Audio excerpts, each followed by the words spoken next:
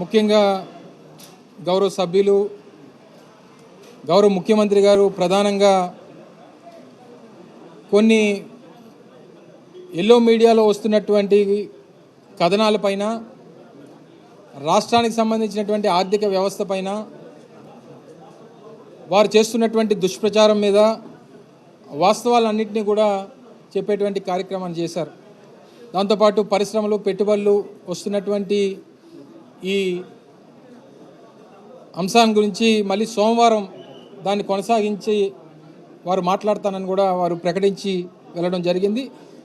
అయితే ఈరోజు జరిగినటువంటి పరిశ్రమలకు సంబంధించినటువంటి పెట్టుబడులకు సంబంధించినటువంటి డిస్కషన్లో రాష్ట్రంలో గడిచినటువంటి 3 సంవత్సరాలుగా రాష్ట్రానికి వస్తున్నటువంటి పెట్టుబడుల గురించి,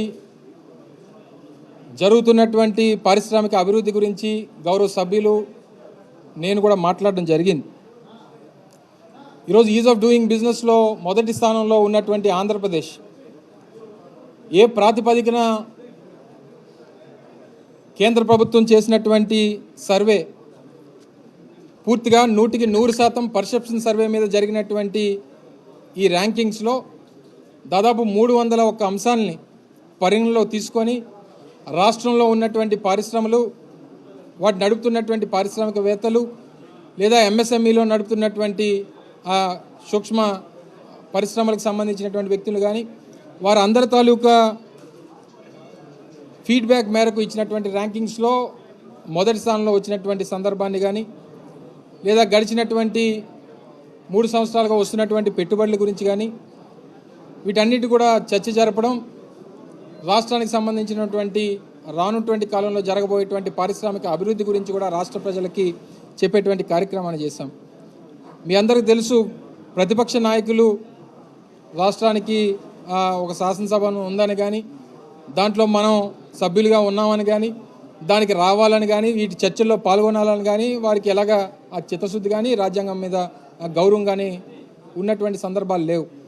వస్తున్నటువంటి సభ్యులు కూడా వారి సభ్యులు కూడా ఎప్పుడు వద్దామా, ఎప్పుడు వెళ్ళిపోదామా, లేదా ప్రధానమైనటువంటి చర్చ జరిగేటువంటి దాంట్లో మన భాగస్వాములు ఉండాలి, లేదా ప్రభుత్వానికి ఏదన్నా సూచనలు సలహాలు ఇవ్వాలని కానీ లేదా వారు చేసినటువంటి తప్పులు తెలుసుకోవాలనేటువంటి తాపత్రయం కానీ వారికి ఎలాగా లేదు. ఏదన్నా ఒక ప్రధానమైనటువంటి అంశం మీద చర్చ జరుగుతున్నటువంటి క్రమంలో లేచి వెళ్ళిపోతున్నటువంటి సందర్భాలను కూడా చూసాం. సో ఈ రకమైనటువంటి క్రమంలో వారు ఈజ్ ఆఫ్ డూయింగ్ బిజినెస్లో కన్నా చంద్రబాబు నాయుడు గారు ఈజ్ ఆఫ్ సెల్లింగ్ ఇండస్ట్రీస్లో నెంబర్ 1, అందులో ఏ రకమైనటువంటి అనుమానం లేదు. ఎందుకంటే 95 నుంచి 2004 మధ్యలో, ప్రధానంగా 99, 2004 మధ్యలో ఇంప్లిమెంటేషన్ సెక్రటేరియట్ అనేటువంటి ఒకదాన్ని పెట్టి ఏ రకంగా రాష్ట్రంలో ఉన్నటువంటి పరిశ్రమల్ని ఆయన అమ్మేశాడో వాటి తాలూకా విజయాల గురించి వాటి గురించి చేసినటువంటి పుస్తకాన్ని కూడా దానికి సంబంధించినటువంటి డాక్యుమెంట్ ఎవిడెన్స్ని కూడా ఈరోజు అసెంబ్లీలో చూపించడం జరిగింది. సరే, వారు దాంట్లో నెంబర్ 1, మేము దీంట్లో నెంబర్ 1. రేపు ఏదేమైనప్పటికీ ఒక రాష్ట్రానికి పరిశ్రమలు రావాలనంటే దానికి తద్వారా ఈ రాష్ట్రంలో నిరుద్యోగ యువతకి ఉద్యోగ అవకాశాలు వస్తాయని, ఈ రాష్ట్రానికి ఆదాయం పెరుగుతుందని అనేటువంటి ఆలోచనతో ఈరోజు ఆకర్షించేటువంటి కార్యక్రమాన్ని చేస్తూ ఉన్నాం. ఇప్పటికే 99 యూనిట్స్, దాదాపు 60,000 కోట్ల రూపాయలు విలువైనటువంటి పెట్టుబడులు, లార్జ్ అండ్ మెగా ఇండస్ట్రీస్లో దాదాపు 35,000 ఎంఎస్ఎంఈ యూనిట్లు, తద్వారా 2,11,000 మందికి ఉపాధి కల్పించేటువంటి కార్యక్రమం ఎంఎస్ఎంఈల ద్వారా. రానుటువంటి కాలంలో మరో 1,50,000 కోట్ల రూపాయలు పెట్టుబడులు రాష్ట్రానికి వచ్చేటువంటి ఆ క్రమాన్ని అంతటిని కూడా వివరించేటువంటి కార్యక్రమాన్ని చేశాం. తద్వారా మరో 1,25,000 మందికి ఉద్యోగ అవకాశాలు కల్పించేటువంటి కార్యక్రమం. దాంతోపాటు ఐటీ సెక్టర్లో విశాఖపట్నాన్ని, విజయవాడ, అలాగే తిరుపతి లాంటి ప్రాంతాలకి అవకాశం ఉన్నటువంటి ప్రాంతాలని వాటిని అభివృద్ధి చేయాలనేటువంటి ఉద్దేశంతో బీచ్ ఐటీ కాన్సెప్ట్తో విశాఖపట్నాన్ని అభివృద్ధి చేయాలని ఇప్పటికే ఇన్ఫోసిస్ లాంటి దిగ్గజ సంస్థలు విశాఖపట్నం కేంద్రంగా వారి తాలూకా కార్యకలాపాలు ప్రారంభిస్తున్నటువంటి తరుణంలో తద్వారా మిగిలినటువంటి వాటిని కూడా ఆకర్షించాలనేటువంటి కార్యక్రమం. వీటన్నిటితో పాటు రేపు ఫిబ్రవరిలో, వచ్చే సంవత్సరం ఫిబ్రవరి మాసంలో గౌరవ ముఖ్యమంత్రి గారి ఆదేశాల మేరకు పార్ట్నర్షిప్ ఏవైతే గడిచినటువంటి సందర్భాల్లో డిప్లొమాటిక్ కాన్క్లేవ్ కానీ ఇవన్నీ జరిపాయి, రేపు ఫిబ్రవరిలో ఇన్వెస్ట్మెంట్ మీట్ కూడా విశాఖపట్నం కేంద్రంగా నిర్వహించాలని చెప్పి ముఖ్యమంత్రి గారు ఇప్పటికే ఆదేశాలు ఇవ్వడం జరిగింది. దాన్ని కూడా నిర్వహించి మరింత పెట్టుబడులను ఆకర్షించేటువంటి కార్యక్రమాన్ని చేయబోతా ఉన్నాం అనేటువంటి విషయాన్ని కూడా తెలియజేస్తూ ఉన్నాం. బహుశా మా తాలూకా ఫోకస్, ఈ రాష్ట్ర ప్రభుత్వం ముఖ్యమంత్రి జగన్మోహన్ రెడ్డి గారి తాలూకా ఫోకస్ అంతా వెల్ఫేర్ స్కీమ్స్ మీద, గడిచినటువంటి 3 సంవత్సరాలుగా పేదవాడికి చేస్తున్నటువంటి మంచి మీద ఈ ఫోకస్ చేస్తున్నటువంటి క్రమంలో ఈ పెట్టుబడులు దాంతోపాటు పారిశ్రామిక అభివృద్ధి అనేటువంటి దాన్ని మేము పబ్లిసిటీ చేసుకోవచ్చు, కానీ గడిచినటువంటి ప్రభుత్వాల కన్నా మిన్నగా ఈ రాష్ట్రంలో పారిశ్రామిక అభివృద్ధి జరుగుతూ ఉందని చెప్పి ఈరోజు గర్వంగా చెప్పగలుగుతూ ఉన్నాం. రానున్నటువంటి కాలంలో మరింతగా చేస్తామని చెప్పి ఈ సందర్భంగా తెలియజేసుకుంటూ, రేపు రానున్నటువంటి కాలంలో రాష్ట్రాన్ని పారిశ్రామికంగా ఉన్నతమైనటువంటి స్థానంలో పెట్టేటువంటి దానికి కృషి చేస్తామని చెప్పి మరొకసారి ఈ సందర్భంగా మీ అందరికి కూడా తెలియజేస్తా ఉన్నా.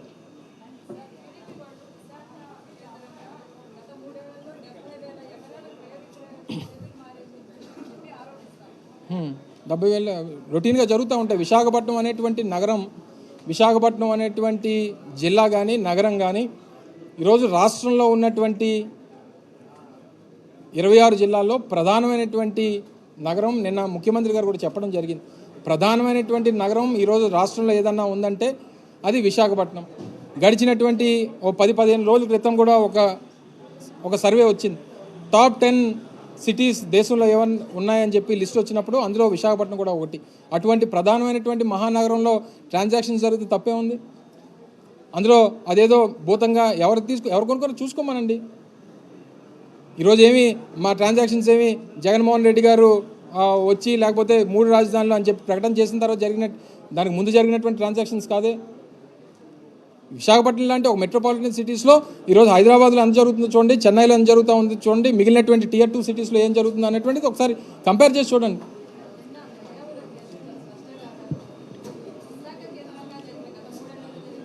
We are ready.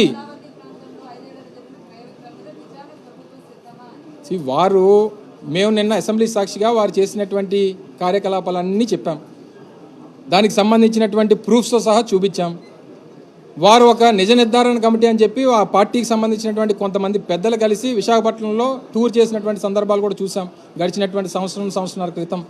చెప్పనండి, డాక్యుమెంట్లు తీసుకురమ్మనండి, లేకపోతే ఏం జరిగిందో చెప్పనండి. December 17 కదా రాష్ట్రానికి 3 రాజధానులు, విశాఖపట్నం కేంద్రంగా ఎగ్జిక్యూటివ్ క్యాపిటల్ అనేటువంటిది December 17 2019 సంవత్సరంలో ముఖ్యమంత్రి గారు శాసనసభ సాక్షిగా ఈ రాష్ట్రానికి మా తాలూకా పాలసీని చెప్పడం జరిగింది.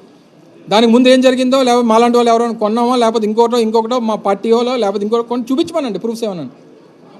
లేనిపోయినటువంటి ఆరోపణలు ఒక మాట అన్నాం కదా అని చెప్పి, మేము అమరావతి మీద అన్నాం కదా అని చెప్పి మేము విశాఖపట్నం మీద అంటే అది ప్రజలు హర్షించేటువంటి పరిస్థితి ఉండదు. మీకు ఏదైనా ఉంటే రుజువులు తీసుకొచ్చి చూపించండి, ఈ రకమైనటువంటి ట్రాన్సాక్షన్ చేశారు, మీరు ఎలా చేశారని చెప్పి ప్రూవ్ చేసి ప్రజల ముందు పెట్టండి, సమాధానం చెప్తాం. మేము ఎలా చూపించాం అన్నీ చూపించమనండి. ఎవరిదే తీసుకొస్తారు, మేము డాక్యుమెంట్స్గా తీసుకొచ్చాం. పయ్యావుల ఉగ్రసింహ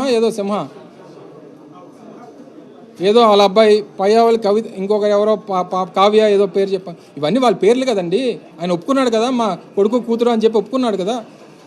సో మాకు చూపించమని, పలానా గుడివాడ అమర్నాథ్ పేరు మీద ఉందో, లేకపోతే ఇంకొకరి పేరు మీద ఉందో, లేకపోతే మా పిల్లల పేరు ఉన్నాయో, లేకపోతే ఇంకొకరి పేరు ఉన్నాయో చూపించమనండి. సో ఒక ప్రధానమైనటువంటి నగరంలో జరిగినటువంటి ట్రాన్సాక్షన్స్ మీరు అమరావతితో ఎలా కంపేర్ చేస్తారు? అమరావతిలో అన్ని ట్రాన్సాక్షన్ జరిగినాయా ఇదివరకు ఎప్పుడన్నా? 2014కి ఈ తెలుగుదేశం పార్టీ రాష్ట్రంలో అధికారంలో వచ్చినప్పటికీ రాజధాని ప్రకటనకి మధ్యలో ఆ 6 నెలల్లో జరిగినటువంటి ట్రాన్సాక్షన్స్కి దానికి ముందున్నటువంటి ట్రాన్సాక్షన్స్ యావరేజ్ తీయమనండి. ఎప్పుడైనా ఇన్ని జరుగుంటాయా ఈ ప్రాంతంలో అన్ని ట్రాన్సాక్షన్స్?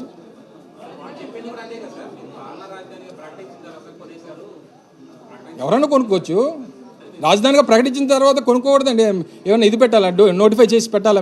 మేము ఇంకోటి కూడా చాలా క్లియర్గా చెప్పాం, రేపు విశాఖపట్నం కేంద్రంగా పెట్టబోయేటువంటి రాజధానికి సంబంధించి 1 సెంటు ప్రైవేట్ భూమి కూడా తీసుకోవట్లేదు.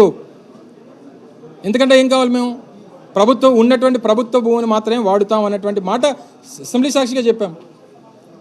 మీరు అన్నట్టు ప్రైవేట్ భూమి తీసుకున్నాం అనుకో, ఇలా తీసుకుని వెళ్ళి ల్యాండ్ పూలింగ్లోనో లేకపోతే ఇంకో దాంట్లోనో పెట్టి తద్వారా మేము లబ్ధి పొందామని చెప్పడానికి ఎందుకు లేనిపోయినటువంటి ఆరోపణలు? మాకు చిత్తశుద్ధితో ఈరోజు ముఖ్యమంత్రి గారు ఒక కార్యక్రమం చేద్దామని అనుకుంటే, అంటే 29 గ్రామాల కోసం రాష్ట్రం అంతటినీ కూడా 26 జిల్లాలు వదిలేయమంటారా?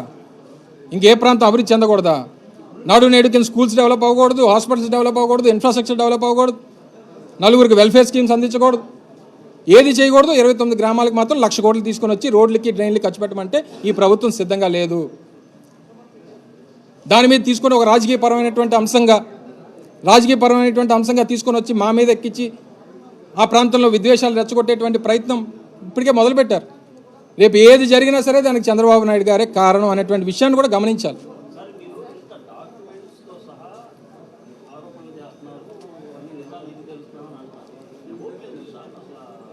ఇప్పుడు దాని గురించి మాట్లాడితే మళ్ళీ నా మీద కేసు పెడతారు. ఎందుకు చెప్పండి.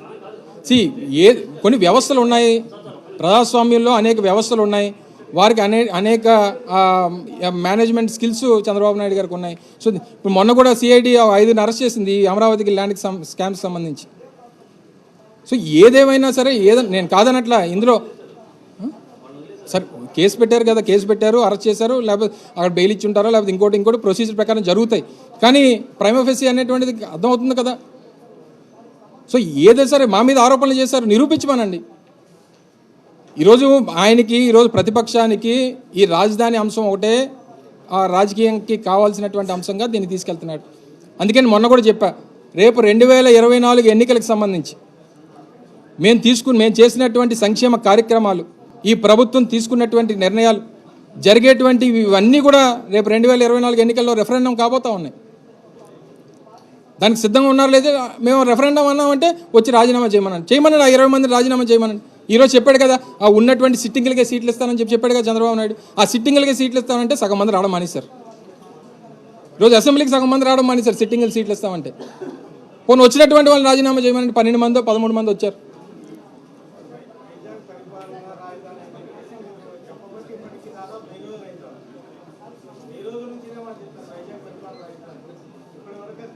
ఇప్పుడు క్లియర్గా చెప్పారు.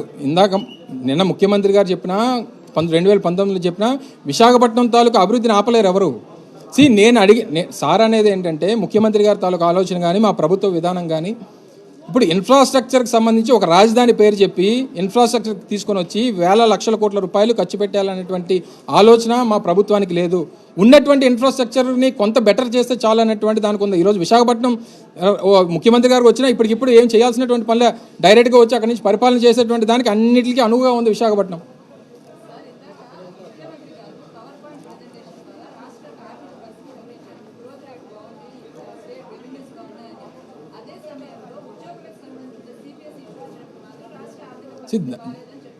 దానికి సంబంధించి ఇప్పటికీ చర్చలు జరుగుతూ ఉన్నాయి.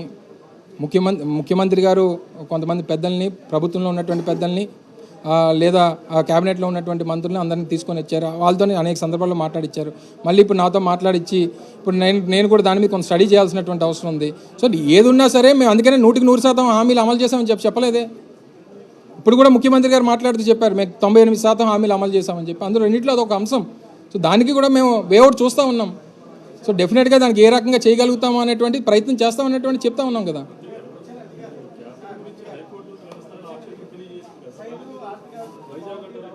ఏంటో నాకు అర్థం కాలేదు.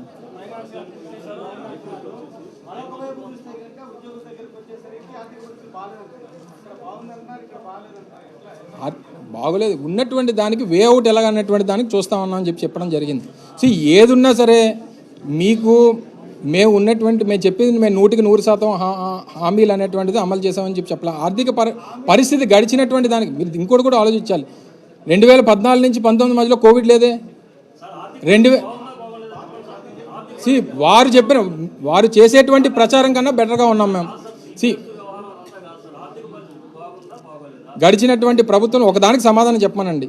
గడిచినటువంటి ప్రభుత్వంలో 2.5 లక్షల కోట్ల రూపాయలు, 2,60,000 కోట్ల రూపాయలు అప్పులు జరిగినాయి. జరిగినటువంటి అప్పు మేము చేసినటువంటిది 1,15,000 కోట్ల రూపాయలు అప్పు అనేటువంటిది ముఖ్యమంత్రి మేము ఇచ్చినటువంటిది వెల్ఫేర్ స్కీమ్స్ కానీ లేదా క్యాపిటల్ ఇన్వెస్ట్మెంట్స్ కానీ లేకపోతే ఇంకోటి కానీ ఇవన్నీ కలిపి మేము చేసినటువంటిది 1,15,000 కోట్ల రూపాయలు అప్పు. సో చేసినటువంటి దానికి మేము చేసినటువంటి అభివృద్ధి కానీ చేసినటువంటి సంక్షేమం కానీ కనబడతా ఉంది. సో ఉన్నటువంటి దాంట్లో మేము ఇచ్చినటువంటి హామీలు నిలబెట్టుకోవాల్సినటువంటి క్రమంలో ఒకటి నిలబెట్టుకుంటూ వస్తున్నాం. దానికి కూడా ఏ రకమైనటువంటి వేఅవుట్ అనేటువంటి చూస్తున్నాం. దాని మీద చర్చలు జరుగుతూ ఉన్నాయి. ఇది మాట్లాడాల్సినటువంటి అవసరం, ఇంకా త్వరలో మాట్లాడతారు కూడా. ఏంటండి మీ కన్ఫ్యూజన్ ఏంటి? మీకు ఏదో చెప్పించాలని చెప్పించండి, పోనీ అదే చెప్పేస్తాను నేను. పోనీ మీరు ఏం చెప్పంటారో చెప్పేస్తాను. కర్నూలు కూడా ఎగ్జిక్యూటివ్ క్యాపిటల్తో పాటు జ్యుడిషియల్ క్యాపిటల్ కర్నూలు అనేటువంటి పాలసీ కదా, ప్రభుత్వ విధానం. ఇందులో ఏ రకమైనటువంటి మార్పు లేదు. ఇందులో బీజేపీ ఏదైతే రాయలసీమ డిక్లరేషన్ ఏం చెప్పింది, కర్నూలు కేంద్రంగా హైకోర్టు ఉన్నారు, మరి వాళ్ళు ఎందుకు తిరుగుతున్నారు వెనకదల? వాళ్ళ వెనకదల మా పాలసీలో ఎక్కడ మార్పు ఉండదు. విశాఖపట్నం ఎగ్జిక్యూటివ్ క్యాపిటల్, అక్కడ జ్యుడిషియల్ క్యాపిటల్. ఇక్కడ మీరు చెప్పండి సార్. సో ప్రొసీజర్స్ ఏవైతే ఉన్నాయో ఇప్పుడు విశాఖపట్నం తరలించడానికి దేనికి ఎలా కావాల్సినటువంటి బిల్లు రేపు అసెంబ్లీలో ప్రవేశపెడతాం. పెట్టినటువంటి ప్రకారం అన్నీ జరుగుతాయి. ఏది ఎందుకే అసెంబ్లీలో పెడతాం, సెషన్స్లో పెడతా ఉన్నాను. ఇదా ఇంకోటి అని చెప్పలేదు కదా నేను. Right, thank you. ఎందుకు తొందర ఎందుకు వస్తారు అందరూ? మీ అందరికి ఇంట్రెస్ట్ కదా విశాఖపట్నం రావాలని. నెక్స్ట్ అకాడమిక్ ఇయర్ నుంచి రెడీ అయిపోండి అందరూ.